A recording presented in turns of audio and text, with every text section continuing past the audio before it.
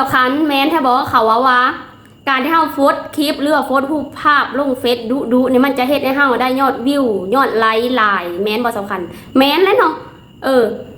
ส่องผู้ที่เพิ่นใหญ่คนผู้ที่ตามเป็นหลักหมื่นหลักแสนหลักล้านก็แม้นนี่แม้นความเขาพอเขาโพสลงไปมัน10 นาทีคนกดไลค์เขาเป็นร้อยคนคอมเมนต์เป็น2-300ยอดผู้ชมเขาเป็นพันภายใน10 นาทีได้แท้อันนี้ก็คือว่าซ่องเขาผู้มันใหญ่แล้วผู้ติดตามเขาหลายแล้วแต่ว่าเฮาตีผู้ติดตามเพียงหลักหมื่นลงไปทิศนึงผู้กดไลค์ได้ประมาณ30 คนทิศนึงได้หันผู้คอมเมนต์มีฮอด10ยอดดูมีฮอดพันถ้าอย่าโพสดูคือเขายอดวิวกับมีลายคือเขาคือเก้าจะเห็นในผู้ที่ติดตามของเรารำคาญเฮาอันนี้คือ FC ถามมาสขันตอบเพื่อเด้อแม้นแท้ถ้าเฮาโพสดูมันก็ได้ยอดวิวหลายเฉพาะซ่องผู้ที่เขาใหญ่และมีผู้ติดตามหลายหลักแสนหลักล้านได้แต่ว่าถ้าว่าซ่องน้อยๆคือเฮาผู้ติดตามหลักหมื่นนี้สำคัญแนะนำมันจะมีเหมาะสมในการโพสดูหรือว่าโพสทุกชั่วโมงสำคัญแนะนำให้โพสเป็นเวลามันจึงเหมาะสมสำหรับซ่องน้อยๆคือเฮา